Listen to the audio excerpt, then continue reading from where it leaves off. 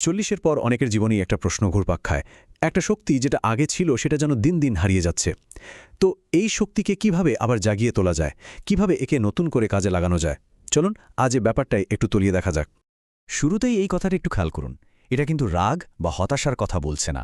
এটা সেই অদ্ভুত অস্বস্তিকর নীরবতার কথা বলছে, যখন মনে হয় মানুষ আর আপনার দিকে তাকাচ্ছে না, আপনার ভেতর দিয়ে দেখছে, যেন আপনি সেখানে থেকেও নেই।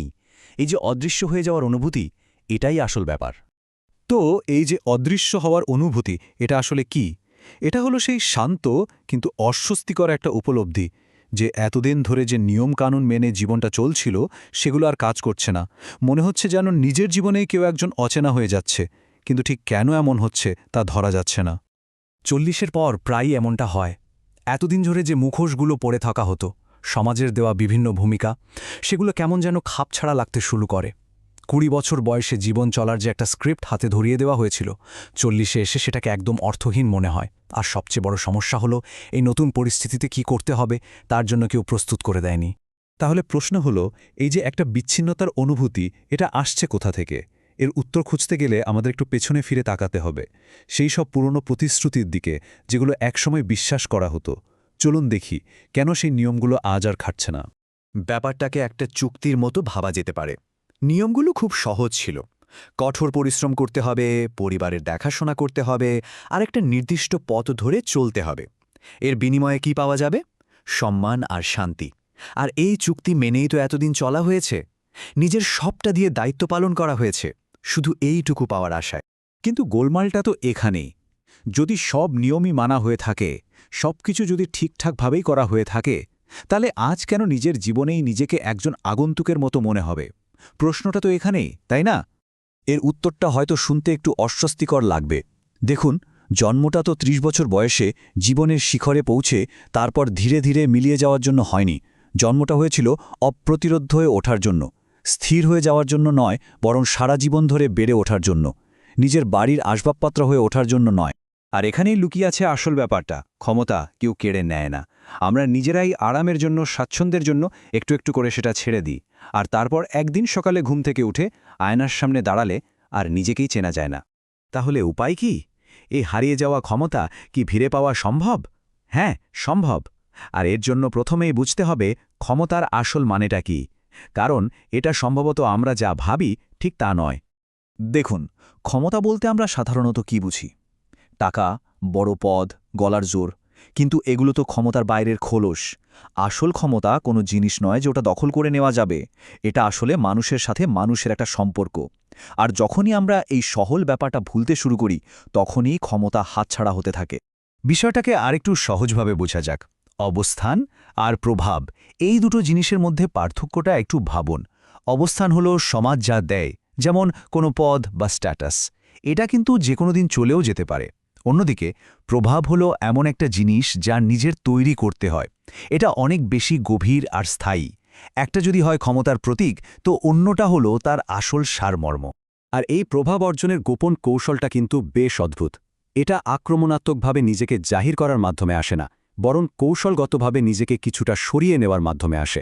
যখনই নিজেকে প্রমাণ করার চেষ্টা বা সবার কাছে সবকিছু ব্যাখ্যা করার তাগিদ বা অন্যের থেকে স্বীকৃতি খোঁজা বন্ধ করে দেওয়া হয়, তখনই একটা অদ্ভুত জিনিস ঘটে। একটা শূন্যতা তৈরি হয়, আর মানুষ নিজে থেকেই সেই শূন্যতা পূরণ করতে এগিয়ে আসে। কিন্তু এই যে বাইরের জগতে প্রভাব তৈরি করার কথা বলছি, এর জন্য আগে নিজের ভেতরের খেলাটা জিততে হবে। কারণ আসল ক্ষমতার শুরুটা হয় নিজেকে চেনা আর বোঝার মধ্যে দিয়ে। মনোবিজ্ঞানের ভাষায় আমাদের সবার ভেতরেই একটা ছায়া বা শ্যাডো সেলফ আছে। এটা কি? এটা হলো আমাদের সেই সব লুকানো অংশ, নিরাপত্তাহীনতা, ভয়, নিজেকে যথেষ্ট মনে না করার অনুভূতি। আর বেশিরভাগ মানুষই সারাটা জীবন এই ছায়া থেকে পালিয়ে বেড়াতে চায়। কিন্তু 40-এর পর একটা সুযোগ আসে, পালিয়ে না গিয়ে নিজের এই অন্ধকার দিকগুলোর মুখোমুখি হওয়ার। কারণ আসল ক্ষমতা আসে ইন্টিগ্রেশন বা একীকরণের মাধ্যমে। নিজের ভেতরের অন্ধকারকে গ্রহণ করার মাধ্যমে, অন্যের ওপর সেটা চাপিয়ে দেওয়ার মাধ্যমে নয়। ভাবুন তো, যে নিজের দুর্বলতাগুলো সম্পর্কে জানে, তাকে কি আর সেই দুর্বলতা দেখিয়ে ভয় দেখানো যায়? যায় না। তবে এখানে একটা খুব বড় ভুল বোঝাবুঝি হওয়ার সম্ভাবনা থাকে। অনেকেই শান্ত থাকাকে নিষ্ক্রিয়তার সাথে গুলিয়ে ফেলেন। কিন্তু দুটো জিনিস একদমই এক নয়। শান্ত থাকার মানে কিন্তু হাল ছেড়ে দেওয়া নয়, এর আসল মানে হল শক্তি বাঁচিয়ে রাখা, সেই লড়াইয়ের জন্য যা সত্যি গুরুত্বপূর্ণ। অন্যদিকে নিষ্ক্রিয়তা হল হেরে যাওয়া, পদদলিত হওয়া। শান্ত থাকাটা হলো আসল ক্ষমতার ভিত্তি, আর নিষ্ক্রিয়তা হলো শান্তির একটা ভ্রম, যেখানে আসলে চুপচাপ নিজের জমি ছেড়ে দেওয়া হচ্ছে। এই কারণেই বলা হয়, যতক্ষণ না আপনি অচেতনকে সচেতন করছেন ততক্ষণ এটি আপনার জীবনকে পরিচালনা করবে এবং আপনি একে ভাগ্য বলবেন। তাই নিজেকে জানাটা কোনো বিলাসিতা নয়, এটা একটা কৌশলগত প্রয়োজন। যতক্ষণ না আমরা আমাদের ভেতরের প্যাটার্নগুলোকে বুঝতে পারছি ততক্ষণ সেগুলোই আমাদের জীবন চালাবে, আর আমরা সেটাকে নিয়তি বলে মেনে নেব। এতক্ষণ তো ভেতরের জগতের কথা হলো, এবার একটু বাইরের দিকে তাকানো যাক, সমাজের সেই বড় মিথ্যাটার দিকে, যা আমাদের এই অকেজো হওয়ার অনুভূতিতে প্রতিনিয়ত ঘি ঢালছে। একটা বিরাট মিথ্যে, এমন একটা মিথ্যে যা আমাদের সমাজের একেবারে গভীরে গেঁথে আছে। মিথ্যাটা ঠিক কি? মিথ্যাটা হলো একজনের মূল্য নির্ভর করে সে কি উৎপাদন করতে পারে তার ওপর, অর্থাৎ শেষবার যা অর্জন করা হয়েছে ততটুকুই তার দাম। যে মুহূর্তে অন্যের জন্য মূল্য তৈরি করা বন্ধ হয়ে যাবে সেই মুহূর্তে সে বাতিল। আর এই ধারণাটা কিন্তু কোনো দুর্ঘটনা নয়, এটা ইচ্ছাকৃতভাবে তৈরি করা হয়েছে যাতে মানুষ একটা উৎপাদন ইউনিটের মতো শুধু কাজ করে যায়। কিন্তু আসল সত্যিটা ঠিক এর উল্টো। সত্যিটা হলো একজনের মূল্য তার উৎপাদনের উপর নির্ভর করে না। এই মূল্যটা সহজাত, এর অস্তিত্ব আছে কারণ মানুষটার অস্তিত্ব আছে।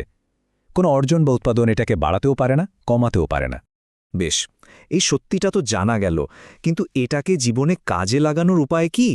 এই বিশ্লেষণের শেষ অংশে আমরা সেই পথটাই দেখব, রূপান্তরের একটা কাঠামো। এই রূপান্তরের পথে মূলত ৩টি ধাপ আছে। প্রথমত, আত্মা একটা ভারবাহী পশুর মতো থাকে, মানে অন্যের চাপানো সব বোঝা আর প্রত্যাশা সে বহন করে চলে। এরপর আসে দ্বিতীয় ধাপ, যোদ্ধা। এই পর্যায়ে সে স্বাধীনতার জন্য লড়াই করে, পুরনো পরিচয়, পুরনো নিয়মকানুন সব ভেঙে ফেলে, আর সবশেষে সে হয়ে ওঠে একজন স্রষ্টা, যে কোনো নিয়ম বা বোঝা ছাড়াই একেবারে শিশুর মতো সরলতা আর খেলার ছলে নতুন মূল্যবোধ, নতুন জীবন তৈরি করে। দুঃখের বিষয় হল বেশিরভাগ মানুষ প্রথম ধাপেই আটকে থেকে যায়। এই যে যোদ্ধার পর্যায়ে যাওয়া, এর জন্য কিন্তু পুরনো সবকিছুকে ধ্বংস করতে হয়, আর এখানেই আমাদের জীবনের সবচেয়ে কঠিন সিদ্ধান্তের মুখোমুখি হতে হয়। এই রূপান্তরটা ভয়ঙ্কর, কারণ এতদিনকার চেনা পরিচয়টা ছেড়ে দিলে আর কি বাকি থাকে? তাই শেষ প্রশ্নটা নিজেকেই করতে হবে, কোনটা বেছে নেওয়া হবে? একটা পরিচিত নিরাপদ খাঁচা, নাকি এক অজানা সীমাহীন স্বাধীনতা?